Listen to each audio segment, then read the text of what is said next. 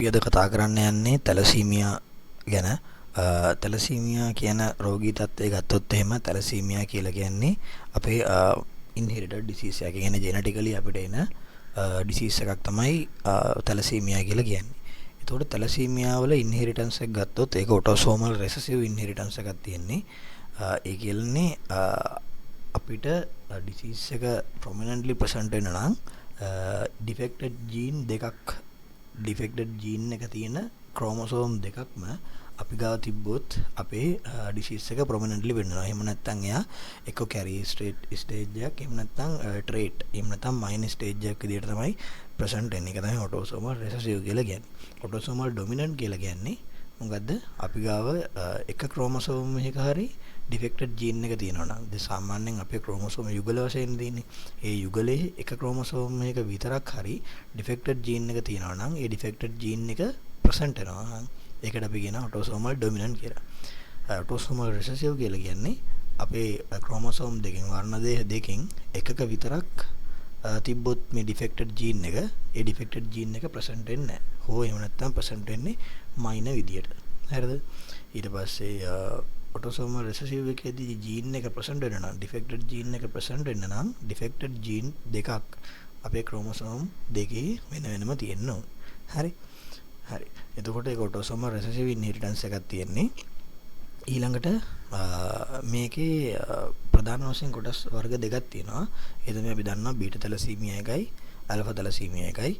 Beta thalassaemia කියන්නේ beta thalassaemia alpha thalassaemia කියලා මේක දෙකට බෙදලා තියෙන්නේ. ඇඩල්ට් හිමොග්ලොබින් වල තියෙනවා ඇල්ෆා චේන් දෙකයි බීටා චේන් දෙකයි. හරිද? ඇල්ෆා චේන් දෙකයි බීටා චේන් දෙකකින් තමයි හැදලා තියෙන්නේ ඇඩල්ට් හිමොග්ලොබින් එක. එතකොට අපේ ක්‍රෝමෝසෝම් වල තියෙන ජීන්ස් වලින් වෙන වෙනම කන්ට්‍රෝල් කරන අපේ බීටා චේන් එක හදන එකයි ඇල්ෆා චේන් එක හදන එකයි. එතකොට අපේ සමහරක් අවස්ථාවල වෙන්න පුළුවන් අපේ බීටා චේන් එක හදන ජීන් එකේ ඩිෆෙක්ට් එකක්, මියුටේෂන් එක. හරිද? එහෙම වුණොත් හැදෙන්නේ බීටා තැලසීමියා එක. එතකොට ඇල්ෆා චේන් එක හදන්න දායක වෙන ජීන් එකේ මියුටේෂන් එකක් වුණොත් එහෙම හැදෙන්නේ ඇල්ෆා තැලසීමියා එක. හරිද? සාමාන්‍යයෙන් කොමන්ම තියෙන්නේ අපේ බීටා තැලසීමියා තමයි කොමන්ම. ඒ කියන්නේ අපේ බීටා චේන් එක හදන්න දායක වෙන අපේ තියෙන ජීන් එකේ තමයි ඩිෆෙක්ට් එක තියෙන්නේ. හරිද? එතකොට ඒක තමයි ඇල්ෆා තැලසීමියා සහ බීටා තැලසීමියා කියන වර්ග දෙක. මුලින්ම අපි කතා කරන්න යන්නේ බීටා තැලසීමියා ගැන. මොකද බීටා තැලසීමියා තමයි most common ෆෝම් එක තැලසීමියා වල. ඒකේ තියෙනවා ආයි කොටස් තුනකට බෙදෙනවා. ඒ තමයි beta thalassaemia major, beta thalassaemia minor සහ ඉන්ටර්මීඩියා කියලා. ඒකදී අපි ඉන්ටර්මීඩියා කියන එක ගැන ලොකුවට කතා කරන්නේ නැහැ. බීටා තැලසීමියා මයිනර් එකයි බීටා තැලසීමියා මේජර් එකයි ගැන තමයි වැඩි හරියෙන් කතා කරන්නේ. ඒතකොට බීටා තැලසීමියා මයිනර් කියලා කියන්නේ අර ඉස්සෙල්ලා කිව්වා වගේම ඩිෆෙක්ටිව් ජීන් එක ප්‍රසන්ට් වෙන්න පුළුවන් තරම් නැහැ. මොකද හේතුව මේක ඔටෝසෝමල් රෙසසිව් එකක් නිසා. එතකොට ඒක ඇවිල්ලා ඒකට අපි බීටා තැලසීමියා මයිනර් වගේම ට්‍රේට් කියලාත් එක හඳුන්වනවා. ඒකෙදි අපේ හිමොග්ලොබින් ලෙවල් එක ගොඩාක් අඩු වෙන්නේ නැහැ. ඒ කියන්නේ සාමාන්‍යයෙන් අපිට කම්පෙන්සේට් කරගන්න පුළුවන් මට්ටමකට තමයි අඩු වෙන්නේ. උදාහරණයක් විදිහට ගත්තොත් දැන් අපේ හිමොග්ලොබින් ලෙවල් එක සාමාන්‍යයෙන් තියාගන්න ඕනේ 13 පිරිමි කෙනෙක් නම් 13.5යි 17.5යි අතර, ෆීමේල් කෙනෙක් නම් 11.5යි 15.5යි වගේ අතරනේ තියාගන්න ඕනේ. එතකොට මෙතනදී මාජිනලි තමයි අඩු වෙන්නේ. ඒ කියන්නේ අපේ හිමොග්ලොබින් ලෙවල් එක 10ක් 11ක් වගේ ප්‍රමාණයකට තමයි අඩු වෙන්නේ. හරිද? කියන්නේ 7ක් 6ක් වගේ ගාණක් යනකම් අඩු වෙන්නේ නැහැ බීටා තැලසීමියා මයිනර් එකේදී. හරි? එතකොට මෙයා ඊතර සාමාන්‍යයෙන් මේ තැලසීමියා එක්කෙනා ප්‍රසන්ට් වෙන්නේ නැතුවම ඉන්න පුළුවන්. ඒ කියන්නේ මෙයාගේ ජීවිතේ يعني සමහරකට බැඳලා ළමයි හම්බෙනකම්ම මේක ප්‍රසන්ට් නොවී තියෙන්න පුළුවන්. එතකොට දැන් තැලසීමියා කියන්නේ බීටා තැලසීමියා මයිනර් තියෙන ෆීමේල් කෙනෙක් බීටා තැලසීමියා මයිනර් තියෙන මේල් කෙනෙක් එක කසාද බැඳලා ළමයා බීටා තැලසීමියා මේජර් වුණොත් එතකොට එහෙම වුණොත් එතකොට ළමයා ප්‍රසන්ට් වුණොත් එහෙම ඇනීමියා, ෆැටිගබිලිටි, ෂෝර්ට්නස් ඔෆ් බ්‍රීත් එක එතකොට අපි ඉන්වෙස්ටිගේට් කරද්දී අපිට අහු වුණොත් ළමයාට තියෙන බීටා තැලසීමියා මේජර් එකක් කියලා ඊට පස්සේ අපි මොකෝ මේ ෆැමිලි ට්‍රී එක බලනනේ ෆැමිලි ට්‍රී එකේ කොතනද මේ තැලසීමියා තියෙන්නේ කියලා.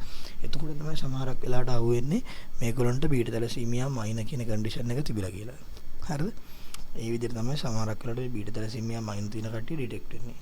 ඒගොල්ලෝ නෝමල් ලයිෆ් ස්ටයිල් එකක් ගත කරනවා. ඒගොල්ලන්ට ට්‍රීට්මන්ට් ඕනේ නැහැ, රෙගියුලර් බ්ලඩ් ට්‍රාන්ස්ෆියුෂන් එහෙම ඕනේ නැහැ. ඒගොල්ලෝ ට්‍රාන්ස්ෆියුෂන් ඩිපෙන්ඩන්ට් කට්ටිය නෙමෙයි. හරි. ඒ වුණාට මේගොල්ලොන්ටත් මේ ඇනීමියා කන්ඩිෂන් එක සිග්නිෆිකන්ට් වෙන්න පුළුවන් සමහරක් අවස්ථා තියෙනවා. හරිද? ඒ තමයි ස්ට්‍රෙස් එක වැඩි අවස්ථාවල.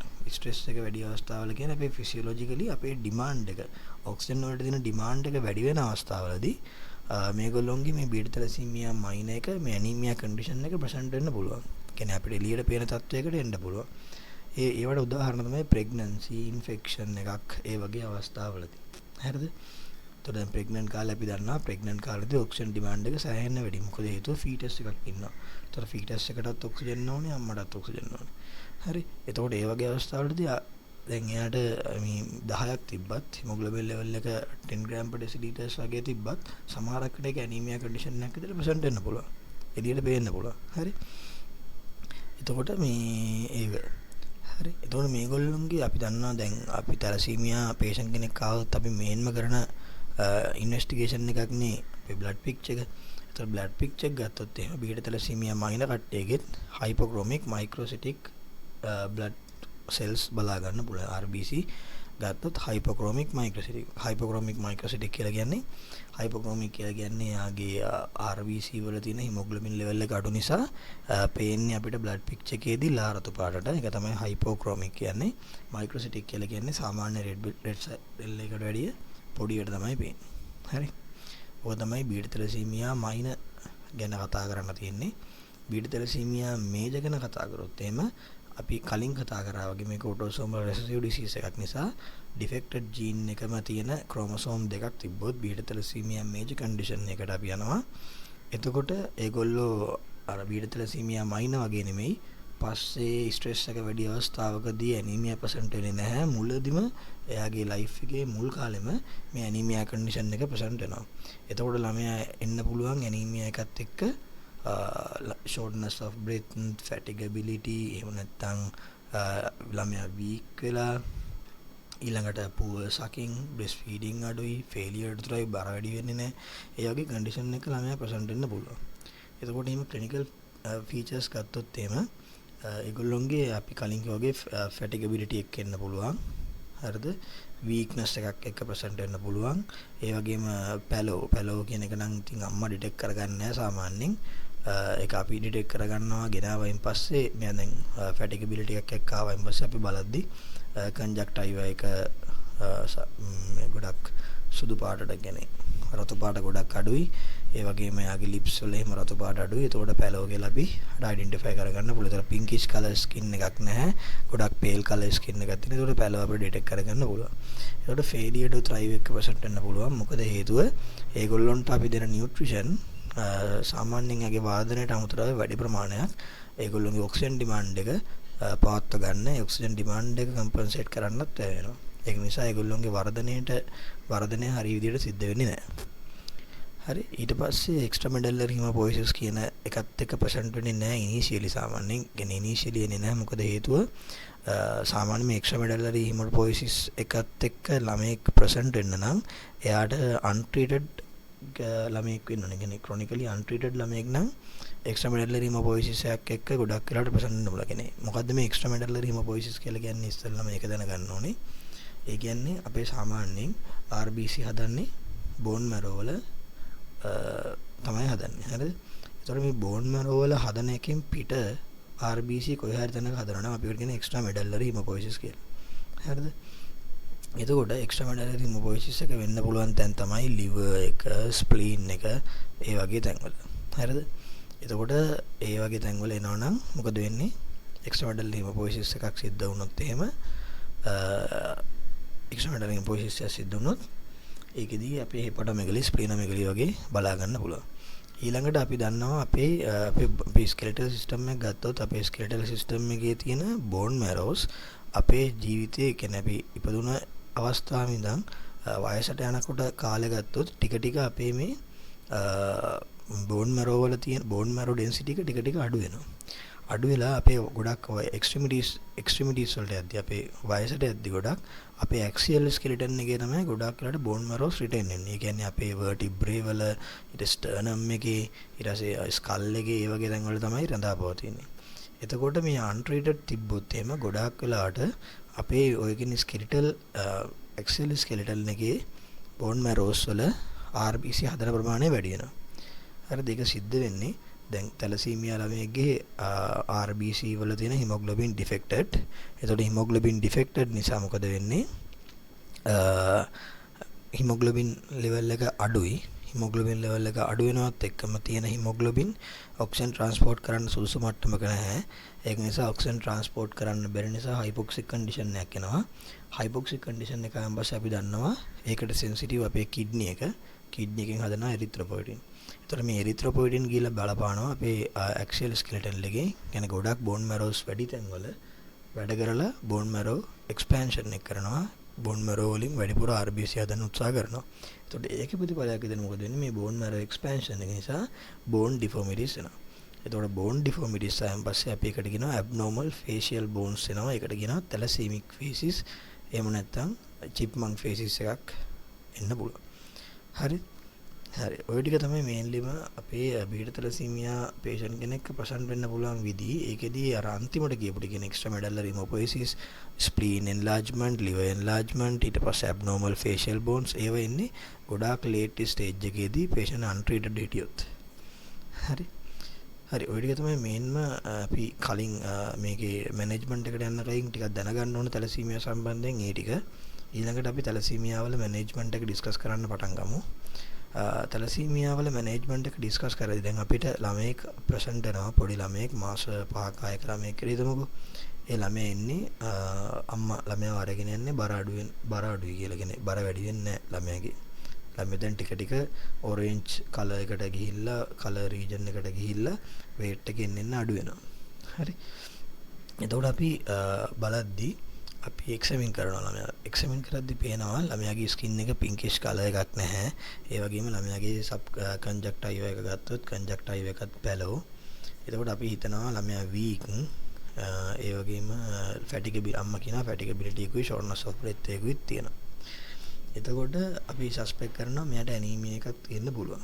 හරිද? ඇනීමියා එකක් තියෙනවා කියලා සස්පෙක්ට් කරොත් අපි කරන පළවෙනි ඉන්වෙස්ටිගේෂන් එක තමයි ෆුල් බ්ලඩ් කවුන්ට් එක. හරි. ෆුල් බ්ලඩ් කවුන්ට් එක කරාම අපිට බලා ගන්න පුළුවන් හිමොග්ලොබින් ලෙවල් එක. ඒතකොට හිමොග්ලොබින් ලෙවල් එක අඩුද වැඩිද කියලා බලා ගන්න පුළුවන්. ඒතකොට දැන් අපි දැන් තැලසීමියා බබෙක් ගැන කතා කරන්නනේ. අපි මේ කතා කරන්නේ තැලසීමියා මේජර් ළමයෙක් ගැන. එතකොට අපි හිමොග්ලොබින් ලෙවල් එක බලමු. හිමොග්ලොබින් ලෙවල් එක 8ක විතර තියෙනවා. හරි. ඊට පස්සේ අපි බලනවා මේකේ MCH එක කියන්නේ මීන් කෝපස්කියුලර් හිමොග්ලොබින් ලෙවල් එක මේ සහ මීන් කෝපස්කියුලර් හිමොග්ලොබින් කන්සන්ට්‍රේෂන් එක බලනවා. ඒක බලුවම අපිට මේ දෙකම අඩු විදියට පෙන්වනවා. ඒ කියන්නේ RBC එකක දෙන හිමොග්ලොබින් ප්‍රමාණයත් අඩුයි, හිමොග්ලොබින් කන්සන්ට්‍රේෂන් එකත් අඩුයි. ඊළඟට අපි බලනවා බ්ලඩ් පික්චර් එකක් අරගෙන බ්ලඩ් ස්මියර් එකක් අරගෙන බලනවා කොහොමද කියලා. ඒකේ අපි බලාපොරොත්තු වෙන පික්චර් එක තමයි තැලසීමියා කියනවා නම් හයිපොක්‍රොමික් මයික්‍රොසිටික් ඇනීමියා එකක්. හැබැයි ඒ පික්චර් එකට සර්වසම පික්චර් එකක් තමයි අපේ අයන් ඩෙෆිෂන්සි ඇනීමියා වලදීත් එන්නේ. හයිපොක්‍රොමික් මයික්‍රොසිටික් ඇනීමියා එකක්. නමුත් පොඩි වෙනස්කම් කීපයක් තියෙනවා. අයන් ඩෙෆිෂන්සි ඇනීමියා වලදී අපි දන්නවා රෙඩ් සෙල් ඩිස්ට්‍රිබියුෂන් විත් එක වැඩි. ඒ කියන්නේ පොයිකියුලෝසයිටෝසිස් සහ ඇනයිසයිටෝසිස් එකක් තියෙනවා. පොයිකියුලෝසයිටෝසිස් කියලා කියන්නේ RBC වල ෂේප් එක වෙනස් වෙනවා. එක එක RBC එක එක ෂේප්. ඇනයිසයිටෝසිස් කියන්නේ එක එක RBC එක එක සයිස්. හරිද? ඒක නිසා රෙඩ් සෙල් ඩිස්ට්‍රිබියුෂන් විත් එක. ඒ කියන්නේ රෙඩ් සෙල් වල තියෙන සයිස් එක සහ ෂේප් එක අනුව ඒකේ ස්පෙක්ට්‍රම් එකක් ඇදුවොත් ඒ ස්පෙක්ට්‍රම් එකේ විත් එක ගොඩක් වැඩි අයන් ඩෙෆිෂන්සි ඇනීමියා වල. හරිද? ඊළඟට අපි තැලසීමියා ගත්තොත් තැලසීමියා වල මේන්ලිම ටාගට් සෙල් අපිට බලා ගන්න පුළුවන්. හරි. ওই ටික තමයි තියෙන්නේ. එතකොට අපි හිතමුකෝ අපිට ටාගට් සෙල් වත් පොයිකියුලෝසයිටෝසිස් එකක්වත් ඇනයිසයිටෝසිස් එකක්වත් බලා ගන්න බැරි වුණා කියලා අපිට ජස්ට් බ්ලඩ් පික්චර් එකෙන් බලා ගන්න හම්බුණා හයිපොක්‍රොමික් මයික්‍රොසිටික් ඇනීමියා එකක් විතරයි. එහෙම වුණොත් අපිට සස්පෙක්ට් කරන්න පුළුවන් දේවල් දෙකක් තියෙනවා, ඩයග්නොසිස් දෙකක්. ඒ තමයි අයන් ඩෙෆිෂන්සි ඇනීමියා එකක් වෙන්න පුළුවන්, තැලසීමියා එකක් වෙන්න පුළුවන්. එතකොට ඒක කන්ෆර්ම් කරන්න අපිට කරන්න පුළුවන් අයන් ස්ටඩීස්, සීරම් අයන් ස්ටඩීස් කරන්න පුළුවන්. එතකොට සීරම් අයන් ස්ටඩීස් කරොත් තැලසීමියා එක්කෙනෙක්ගේ සීරම් අයන් ස්ටඩීස් නෝමල්. අයන් වල ප්‍රශ්නයක් නැහැ. ඒ කියන්නේ සාමාන්‍ය අයන් ඩෙෆිෂන්සි ඇනීමියා එකක් තියෙනවා නම් එයාගේ සීරම් ෆෙරිටින් ලෙවල් එක අඩුයි, අයන් බයින්ඩින් ටෝටල් අයන් බයින්ඩින් කැපැසිටි එක වැඩි. හරි. ඒ වුණාට මේ තැලසීමියා කෙනෙක්ගේ ඒ වගේ චේන්ජස්, ඒ වගේ සිග්නිෆිකන්ට් ෆීචර්ස් අයන් සීරම් අයන් ස්ටඩි එකේ බලා ගන්න හම්බෙන්නේ නැහැ. එතකොට අපිට පුළුවන් HPLC එකක් කරන්න, high performance liquid chromatography එකක් කරන්න පුළුවන්. ඒකෙන් අපිට හරියටම බලා ගන්න පුළුවන් ඉලෙක්ට්‍රොෆෝරෙසිස් එකෙන් මේක මේ thalassaemia beta thalassaemia, alpha thalassaemia, thalassaemia major එකක්ද, තැලසීමියා මයිනර් එකක්ද කියලා හරියට අපිට වෙන් කරගන්න පුළුවන්, කන්ෆර්ම් කරගන්න පුළුවන්. හරිද? මේන්ම කරන්න තියෙන ඉන්වෙස්ටිගේෂන් ටික ඔය ටිකට අමතරව අපිට එක්ස්රේ කරන්න පුළුවන්. ඊට පස්සේ අල්ට්‍රාසවුන්ඩ් ස්කෑන් කරන්න පුළුවන්. ඒව ඇවිල්ලා ගොඩක්ම අපි එක්ස්රේ එකක් කරන්නේ hair wound in appearance එක, ඒ වගේ දේවල් බලන්න. ඒවා ගොඩක් ලේට් ස්ටේජ් එකේදී එන්නේ. ඒ වගේම අල්ට්‍රාසවුන්ඩ් ස්කෑන් එකක් කරන්නේ enlarged liver එකක් තියෙනවද, ස්ප්ලීන් එකක් තියෙනවද කියලා බලන්න. ඒකත් සාමාන්‍යයෙන් අර අපි කලින් කතා කරා වගේම extramedullary hematopoiesis එකත් එක්ක තමයි එන්නේ. හරි. ඊළඟට අපි මේක කරයින් පස්සේ ඊළඟට අපි තීරණය කරන්න ඕන මොකද්ද ට්‍රීට්මන්ට් ඔප්ෂන් කියලා. හරිද? ට්‍රීට්මන්ට් ඔප්ෂන් ගැන කතා කරද්දී එකක් තමයි රෙගියුලර් බ්ලඩ් ට්‍රාන්ස්ෆියුෂන් එක. දැන් සාමාන්‍යයෙන් තැලසීමියා මේජර් කෙනෙක් නම් එයාගේ හිමොග්ලොබින් ලෙවල් එක කොහොමද තියෙන්නේ? සාමාන්‍යයෙන් 8 7 6 වගේ රේන්ජ් එකක තමයි යන්නේ. එතකොට එයාට රෙගියුලර් බ්ලඩ් ට්‍රාන්ස්ෆියුෂන් එකක් කරන්න වෙනවා. මොකද හේතුව එයා ට්‍රාන්ස්ෆියුෂන් ඩිපෙන්ඩන්ට් පේෂන්ට් කෙනෙක්. එතකොට තැලසීමියා මයිනර්, තැලසීමියා ට්‍රේට් වගේ කෙනෙක් නම් එයාට අපිට මේකක් කරන්න ඕනේ නැහැ. රෙගියුලර් බ්ලඩ් ට්‍රාන්ස්ෆියුෂන් එකක් කරන්න ඕනේ නැහැ. හරිද? හරි. එතකොට දැන් අපි බැලුවා මේ ළමයාට හිමොග්ලොබින් ලෙවල් එක 7ක වගේ තියෙන්නේ.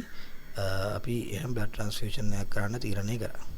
එතකොට අපි ඉන්වෙස්ටිගේෂන් කරන්න ආවහු බ්ලඩ් එවන්න ඕනේ. බ්ලඩ් ගෲපින් DT කරන්න බ්ලඩ් බැංක් එකට යවන්න ඕනේ. බ්ලඩ් බැංක් එකෙන් රෙඩ් සෙල් කන්සන්ට්‍රේෂන් එකක් ඉල්ලන්න ඕනේ. එතකොට රෙඩ් සෙල් කන්සන්ට්‍රේෂන් ඉල්ලද්දී අපි දැනගන්න ඕනේ මේකේ කොච්චර රෙඩ් සෙල් කන්සන්ට්‍රේෂන් එකක් දෙන්න ඕනද කියලා. කොච්චර වොලියුම් එකක් දෙන්න ඕනද, කොහොමද ගාන හදන්නේ කියලා දැනගන්න ඕනේ. හරි. එතකොට අපි දැන් ක්‍රොනිකලි මැනේජ් වෙන තැලසීමියා පේෂන්ට් කෙනෙක් හිතමු. එතකොට එයාගේ අපි මේන්ටේන් කරන්නේ මිනිමම් හිමොග්ලොබින් ලෙවල් එක around 10 gram per deciliters කියන්නේ 10 gram per deciliters වගේ ලෙවල් එක තමයි අපි ඒගොල්ලෝගේ මිනිමම් හිමොග්ලොබින් ලෙවල් එක මේන්ටේන් කරන්න උත්සාහ කරන්නේ. හරි. ඒ වගේම මේගොල්ලෝගේ පෝස්ට් ට්‍රාන්ස්ෆියුෂන් කියන්නේ ට්‍රාන්ස්ෆියුෂන් එකෙන් පස්සේ හිමොග්ලොබින් ලෙවල් එක සාමාන්‍යයෙන් 14ක වගේ තමයි තියාගන්න උත්සාහ කරන්නේ. 14යි කියන්නේ 14 grams per deciliters වගේ ප්‍රමාණයක තමයි අපි මේන්ටේන් කරන්නේ. එතකොට ඒකෙදි ෆෝමියුලා එක කැල්කියුලේට් කරන්නේ දැන් ෆෝමියුලා එක කැල්කියුලේට් කරන්නේ අපි පෝස්ට් ට්‍රාන්ස්ෆියුෂන් හිමොග්ලොබින් ලෙවල් එකෙන් අඩු කරනවා ප්‍රී ට්‍රාන්ස්ෆියුෂන් හිමොග්ලොබින් ලෙවල් එක අඩු කරලා 4න් වැඩි කරලා weight එකකින් වැඩි කරනවා. හරි. ඒක තමයි කරන්නේ. 4 වැඩි කිරීම post transfusion hemoglobin level එක රින pre transfusion hemoglobin level එක වැඩි කිරීම patient ගේ weight එක. ඒකෙන් තමයි දෙන regimen එක කොච්චර volume එකක් දෙනවද කියලා තීරණය කරන්නේ. ඒ වගේම අපි ඉල්ලන්න ඕනේ leukodepleted RBC. leukodepleted RBC කියලා කියන්නේ අපි අපේ ඩෝන කෙනෙක් ලේ දුන්නයින් පස්සේ ඒකේ තියෙන WBC ටික අපි අයින් කරනවා. මොකද ඒක WBC තිබ්බොත් එහෙම අපි දන්නවා human leukocyte antigens කියන ඒවායි ඒවා ගොඩක් අපේ එක එක ඉන්ටරැක්ෂන් නැති කරන්න, ඇලර්ජික් රියැක්ෂන් නැති කරන්න හේතු වෙනවා. ඒක නිසා leukodepleted RBC තමයි පාවිච්චි කරන්නේ. leukodepleted RBC වලත් 100% WBC ඉවරයි අයින් වෙලා කියලා අපිට කියන්න බෑ. සමහරක් වෙලාවට WBC තුරලා තියෙන්න පුළුවන්. එතකොට අපි දෙන්න මේ leukodepleted RBC එකකටත් ඇලර්ජික් එකක් ආවොත් එහෙම අපි ඊට පස්සේ washed RBC පාවිච්චි කරන්න පුළුවන්. හරි. හරි. ඊට පස්සේ අපි දැන් මේ රෙගියුලර් දැන් අපි තීරණය කරන්නේ මෙයාට රෙගියුලර් බ්ලඩ් ට්‍රාන්ස්ෆියුෂන් එකට යනවා කියලා. එතකොට රෙගියුලර් ට්‍රාන්ස්ෆියුෂන් එකට යනකොට අපි තීරණය කරන්න ඕනේ ෆ්‍රීකවන්සි එකක්. සාමාන්‍යයෙන් මේ ට්‍රාන්ස්ෆියුෂන් ෆ්‍රීකවන්සි එක වෙල මාසෙකට දවසක් වගේ තමයි ගන්න. සතිය 4කට පාරක් වගේ තමයි කරන්නේ. ඒක සති 3 ඉඳන් 5 දක්වා කාලයක රේන්ජ් එක වෙනස් වෙන්න පුළුවන්. එතකොට ළමයා සාමාන්‍යයෙන් කම්පෙන්සේට් කරගෙන ඉන්න පුළුවන් නම් එයාට අපිට සති 5න් 5ට වුණත් බ්ලඩ් ට්‍රාන්ස්ෆියුෂන් එක කරන්න පුළුවන්. එතකොට අපි බ්ලඩ් ට්‍රාන්ස්ෆියුෂන් එක කරලා post transfusion hemoglobin level එක reach කරගත්තායින් පස්සේ ඉක්මනට යාගේ hemoglobin level එක අඩු වෙනවා නම් අපිට සති 3න් 3ට වුණත් යාර බ්ලඩ් ට්‍රාන්ස්ෆියුෂන් එක කරන්න පුළුවන්. හරි. ඒක තමයි මේන්ලිම ට්‍රාන්ස්ෆියුෂන් එක සම්බන්ධයෙන් කතා කරන්න තියෙන්නේ. ඊට පස්සේ දැන් අපි මේක hemoglobin අපි මේ RBC ට්‍රාන්ස්ෆියුෂන් එක කරන regular blood transfusion එක කරනවානේ. ඒතර මේ regular blood transfusion එක දිගට කරද්දී හරිද? දිගටම කරද්දී මේ ප්‍රශ්නයක් තමයි අපි iron overload එකක් එනවා. හරිද? අපේ කියන්නේ ඇඟේ අයන් ප්‍රමාණය වැඩි වෙනවා. එතකොට මේ අයන් ප්‍රමාණය වැඩි වෙන එකෙන් අපේ විවිධ ඕගන්ස් වලට ඒක බලපානවා විවිධ විදිහට. උදාහරණයක් විදිහට ගත්තොත් මේ අයන් ඕවර්ලෝඩ් එක අපේ හાર્ට් එකට බලපානවා, ඊට පස්සේ අපේ ලිවර් එකට බලපානවා, පැන්ක්‍රියස් එකට බලපානවා, තයිරොයිඩ් ග්ලෑන්ඩ් එකට, පැරාතයිරොයිඩ් ග්ලෑන්ඩ් එකට, අපේ ගොනැඩ්ස් වලට, ඒ කියන්නේ ටෙස්ටිස් ඇන්ඩ් ඕවරීස් වලට ඒවට බලපානවා. එතකොට දැන් හાર્ට් එකට බලපෑවොත් හાર્ට් එකේ අයන් ඇකියුමුලේෂන් එක නිසා කාඩියෝ මයොපති එනවා. කාඩියෝ මයොපති කියලා කියන්නේ මයෝකාඩියම් එක වීක් වෙනවා. ඒ කියන්නේ කාඩියෝ මයොපති වර්ග ගොඩක් තියෙනවා. රෙස්ට්‍රික්ටිව් කාඩියෝ මයොපති, ඩයලේටඩ් කාඩියෝ මයොපති, හයිපර්ට්‍රොෆික් කාඩියෝ මයොපති වගේ තියෙනවා. දැන් සාමාන්‍යයෙන් මේකේ තියෙන්නේ ගොඩක් ලාට රෙස්ට්‍රික්ටිව් හෝ ඩයලේටඩ් කාඩියෝ මයොපති එකක් තමයි අයන් ඕවර්ලෝඩ් එක නිසා සිද්ධ වෙන්නේ.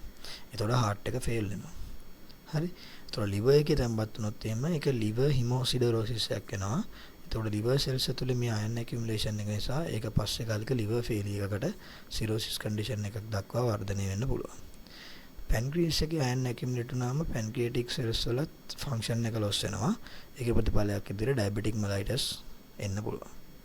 thyroid gland එකේ තැම්පත් වුණොත් ඒකෙන් thyroid එකේ function එක අඩු වෙනවා, hypothyroidism වෙනවා. parathyroid gland එකේ තැම්පත් වුණොත් එහෙම hypoparathyroidism එකක් වෙනවා. ඒතර parathyroid hormone secretion එක අඩු වෙනවා. gonads වල තැම්පත් වුණොත් hypogonadism එකක් වෙනවා. ඒ කියන්නේ අපේ testis වල තැම්පත් වුණොත් එහෙම testis වල function එක අවුල් වෙනවා. ovaries වල තැම්පත් වුණොත් ovarian function එක අඩු වෙනවා. එතකොට එහෙම වුණාම වෙන්නේ මොකද? infertility, subfertility, delayed puberty වගේ conditions එන්න පුළුවන්. හරි. එතකොට අපි බලන්න ඕනේ තැලසීමියා ෆීමේල් කෙනෙක් හරි මේල් කෙනෙක් ළමයෙක් හරි ආවොත් හරිද?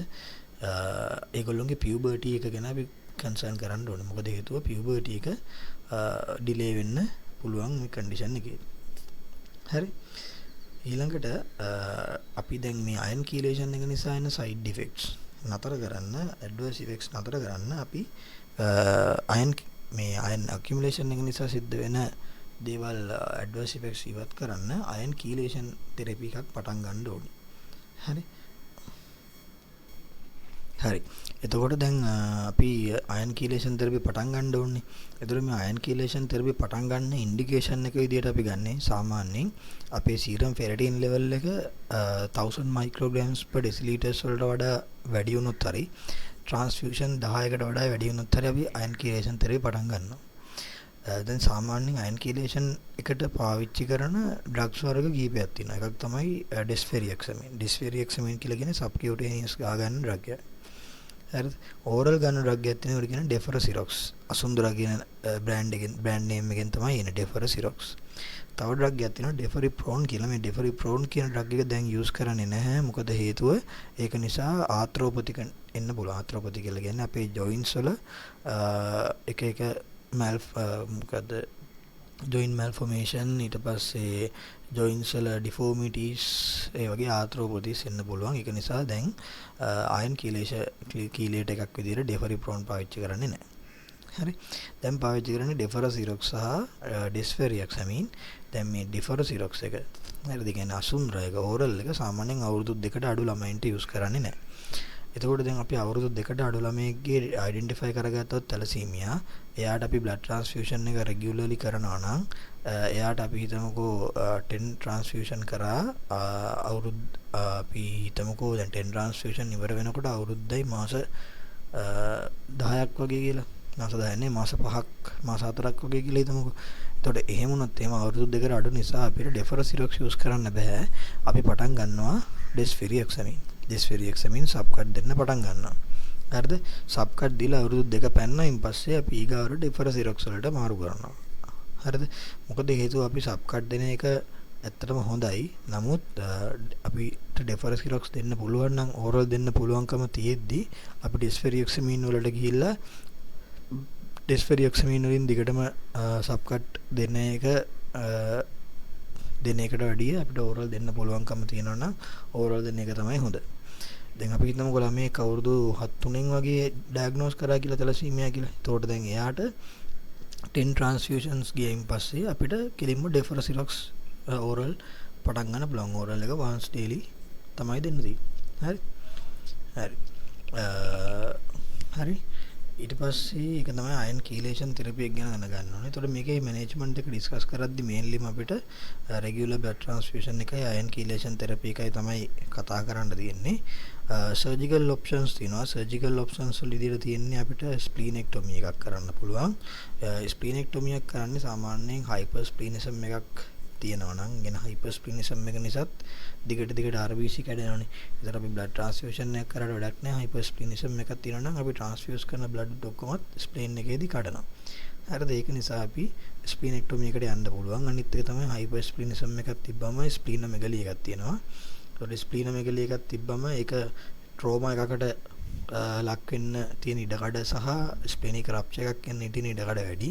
ඒතකොට ස්ප්ලෙනික් රප්චර් එකක් එහෙම આવොත් හදිස්සිය හරි ස්ප්ලෙනික් රප්චර් එක කියලා කියන්නේ ගොඩාක් ඉන්ටර්නල් බ්ලීඩින් ඇති කරන කන්ඩිෂන් එකක්. ඒක නිසා ඒක නතර කරන්නත් අපිට ස්ප්ලෙනෙක්ටොමිය කරන්න පුළුවන්. හරිද? එතකොට දැන් ස්ප්ලීනෙක්ටොමියක් කරනවා නම් අපි දන්නවා ස්ප්ලීනෙක්ටොමියක් කරන්න කලින් කරන්න ඕන දේවල්. ස්ප්ලීනෙක්ටොමියක් කරන්න කලින් අපි වැක්සින් කරන්න ඕනේ. මොනියුමොකොකල් වැක්සින්, මෙනින්ජොකොකල් වැක්සින් ඒවා ගහන්න ඕනේ. මොකද හේතුව අපේ ස්ප්ලීන් එකෙන් තමයි සාමාන්‍යයෙන් එන්කැප්සියුලේටඩ් බැක්ටීරියා විනාශ කරන්නේ. ඒතර ස්ප්ලීනෙක්ටොමියක් කරාන් පස්සේ තවදුරටත් අපේ ඇඟේ එන්කැප්සියුලේටඩ් බැක්ටීරියා විනාශ කරන්න මෙකනිසම් එකක් නැහැ. ඒක නිසා අපි ඒවට වැක්සිනේෂන් ගහන්න ඕනේ. හරි. ඔය ටික තමයි මේන්ලිම මැනේජ්මන්ට් විදියට තියෙන්නේ. ඊට අමතරව patient education ගොඩක් වැදගත් සහ follow up එක ගොඩක් වැදගත්. මේ patient ලගේ ලොකු follow up එකක් තියෙනවා. අපි 3 monthly follow up එකක් තියෙනවා, 6 monthly follow up එකක් තියෙනවා, yearly follow up එකක් තියෙනවා. ඒ වගේ තැලසීමියා patient ලා ගොඩක් follow up වෙන්න ඕනේ. ඒ වගේම අපි කලින් කතා කරා වගේම තැලසීමියා වලදී growth faltering එකකුත් ඉන්නේ. එයාගේ growth එකටත් ඒක බලපානවා. අපි කලින් කතා කරා ෆේලියර් ඩ්‍රයිව් එකක් වෙන්න පුළුවන්. ඒ වගේම ඒගොල්ලොන්ගේ වර්ධනය බාල වෙනවා, උස යන එක අඩු වෙනවා, ඒ දේවල් සිද්ධ වෙනවා. එතකොට අපිට සමහරක් වෙලාවට මෙයාට growth hormone වලින් hormonal therapy පටන් ගන්නත් වෙනවා. ඒ වගේ growth hormone ස්ටාර්ට් කරලා එයාගේ linear growth එක අපි දිගටම ඇසස් කරනවා. එතකොට මේකේ අපි මොනිටර් කරද්දි follow up කරද්දි සාමාන්‍යයෙන් මාස 3න් 3ට අපි follow up කරන්නේ යගේ weight එක, serum ferritin level එක, liver function test, serum creatinine level එක සහ fasting blood sugar එකක් අපි කරලා බලනවා. එතකොට අපි දැන් මේවා කරන්නේ ඇයි කියලා අපි දන්නවා. liver function test එකක් කරන්නේ iron chelation එකත් එක්ක iron overload එකත් එක්ක liver failure එන්න පුළුවන්. ඊට පස්සේ renal failure එන්න පුළුවන්. ඊගාවට අපේ පැන්ක්‍රියස් එකේ අයන් ඕවර්ලෝඩ් වුණොත් එහෙම එකකින් ඩයබටික් වෙන බලන නිසා ෆාස්ටින් බ්ලඩ් ෂුගර් එක මාස 3න් 3ට කරනවා. සීරම් ෆෙරටින් ලෙවල් එක බලනවා කොච්චර සංචිත අයන ප්‍රමාණයක් අපේ ඇඟේ තියෙනවද කියලා. weight එක බලනවා. මොකද weight reduction එකක් එන්න පුළුවන් නිසා. ඊට පස්සේ මාස 6න් 6ට වගේ height එක බලනවා. මොකද අපි කිව්වා මෙයාගේ linear growth එකට මේක effect වෙන්න පුළුවන්. ඊළඟට අවුරුද්දෙන් අවුරුද්ද බලනවා අපි thyroid function test එකක් කරලා TSH T3 T4 කරලා බලනවා.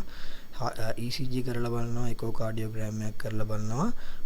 iron overload නිසා cardiomyopathy මොන හරි එහෙම එන්න risk එකක් තියෙනවද කියලා. ophthalmology referral දානවා. ophthalmology referral එක ගොඩාක්ම iron accumulation එකට වඩා iron chelation therapy එකේ side effect එකක් විදිහට තමයි අපේ ophthalmo කියන්නේ අපේ visual impairment එන්න පුළුවන්. ගොඩක්ම iron chelation එකේ side effect එකක් විදිහට.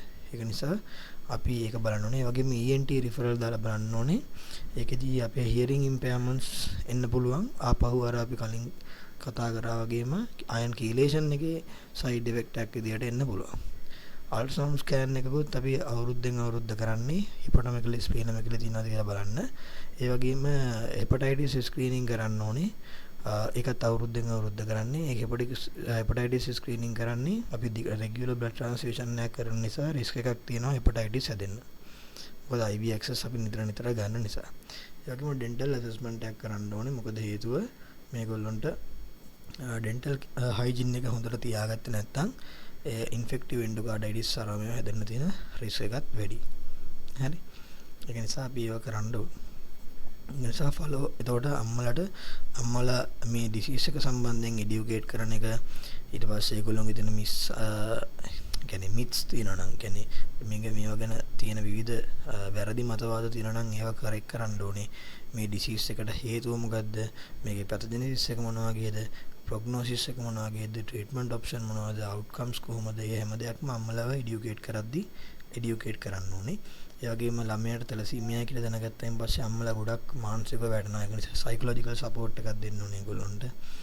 ඊළඟට ඒගොල්ලොන්ට නිතරම බ්ලඩ් ට්‍රාන්ස්ෆියුෂන් වලට හොස්පිටල් එකට එන්න සිද්ධ වෙනවා. එතකොට ඒගොල්ලොන්ගේ සෝෂියෝ ඉකොනොමික් බෑග්ග්‍රවුන්ඩ් එක ගැන අපි කන්සර්න් කරන්න ඕනේ. එතකොට හොස්පිටල් එකට එන්නේ කොහොමද? ළඟම හොස්පිටල් එක බ්ලඩ් ට්‍රාන්ස්ෆියුෂන් එකක් කරන්න පුළුවන්. මොකද්ද හොස්පිටල් එක තියෙන්නේ? එතකොට දැන් අපි හිතමුකෝ ගොඩක් දුර ඉන්න ළමයෙක්ට LRH එකටම හැම මාසෙම එක්කන් ඉන්න බෑ. එතකොට ඒගොල්ලොන්ගේ ගෙවල් ළඟම තියෙන බ්ලඩ් ට්‍රාන්ස්ෆියුෂන් එකක් කරන්න පුළුවන් සේෆ් හොස්පිටල් එක මොකක්ද කියලා බලලා එහෙට රිෆර් කරන එක, ඒ වගේ දේවල් කරන්න පුළුවන්. ඊට අමතරව ඒගොල්ලොන්ගේ තියෙන සෝෂල් ප්‍රොබ්ලම්ස් අයිඩෙන්ටිෆයි කරගෙන ඒවට ඇඩ්‍රස් කරන්නත් පුළුවන්. ඕවා තමයි මේන්ම තියෙන්නේ. ඊට අමතරව අපි මේ අම්මට එඩියුකේට් කරද්දී ඩයටරි මොඩිෆිකේෂන්ස් ගැන එඩියුකේට් කරන්න ඕනේ. මොකද දැන් මේ ළමයාගේ අයන් ඕවර්ලෝඩ් එකක් වෙන්න රිස්ක් එකක් තියෙන නිසා අයන් රිච් ෆුඩ්ස් අපි දෙන එක අඩු කරන්න ඕනේ. ඒ වගේම හැම කෑම වේලකටම පස්සේ ටී එකක් බොන්න කියන්න ඕනේ. මොකද හේතුව අපි දන්නවා කෑමකට පස්සේ ටී එකක් බිව්වම අයන් ඇබ්සෝප්ෂන් එක අඩු වෙනවා. ඒතර අයන් ඇබ්සෝප්ෂන් එක අඩු කරන්න තමයි අපි එහෙම ටී එකක් බොන්න කියලා කියන්නේ. ඒ වගේ ඇඩ්වයිස් කරන්න ඕනේ. එතකොට අපි ෆලෝ අප් එකේදී දැන් පොඩි ළමයෙක් නම් එයාගේ secondary sexual characteristics secondary development එක කොහොමද සිද්ධ වෙන්නේ කියන එක ගැන ක්ලෝස්ලි මොනිටර් කරන්න ඕනේ. මොකද ඒවට බලපාන්න පුළුවන්. අපි කිව්වොත් දැන් පිටියුටර් එකට ගිහලා අයන් ඕවර්ලෝඩ් එකේදී පිටියුටර් එකට තැම්පත් වුණොත් හයිපෝපිටියුටරිසම් වෙන්න පුළුවන්. ඒතකොට ඒකේ ප්‍රතිඵලයක් විදිහට සෙකන්ඩරි සෙක්ෂුවල් කැරක්ටරිස්ටික් ඩිලේ වෙනවා, පියුබර්ටල් ඩිලේ, ඒ වගේ දේවල් එන්න පුළුවන්. ඒක නිසා ඒව ගැන ඇසස් කරන්න ඕනේ. හරි, ඔය ටික තමයි මේන්ලිම අපිට තැලසීමියා සහ තැලසීමියා වල මැනේජ්මන්ට් එක ගැන කතා කරද්දී කතා කරන්න තියෙන්නේ.